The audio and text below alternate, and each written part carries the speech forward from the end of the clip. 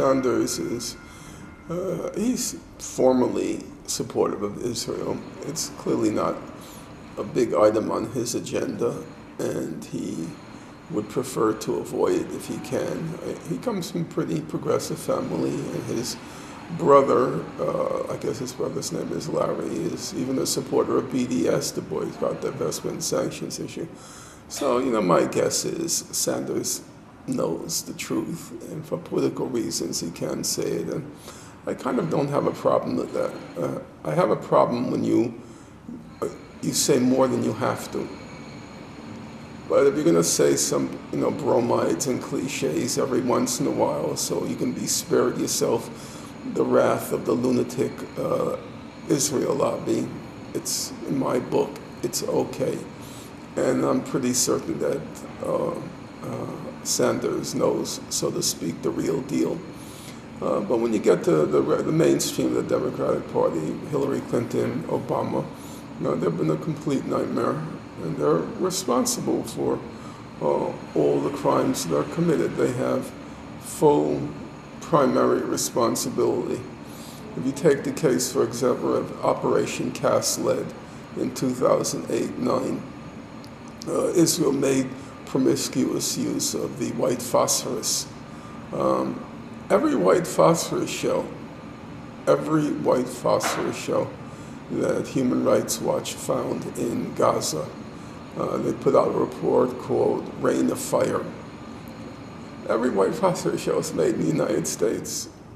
That was cast lead in 2008-9. You take the case of Operation Protective Edge in July, August 2014.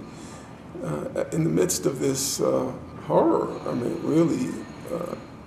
Protective Edge was quantitatively and perhaps you might even say qualitatively already worse than cast lead.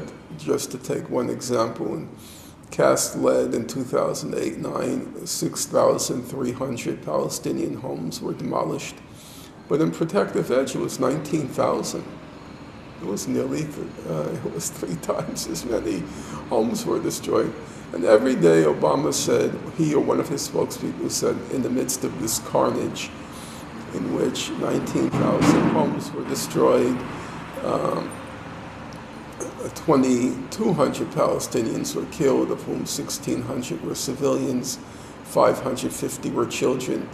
Every single day Obama came out and said the same thing: Israel has the right to protect itself. Israel has the right to protect itself by committing death and destruction among the people of Gaza. The Israel side, it was just a joke. There were 7 civilians killed in Israel, or 7. One was a guest worker. So 6 civilians were killed, one of whom was a child. In the case of Gaza, it was 550. So it was 550 to 1. And all Obama had to say was Israel has the right to protect himself. He's a wretch, he's a monster in my opinion. Smiling monster, but monster nonetheless. Totally without any content, just a narcissist.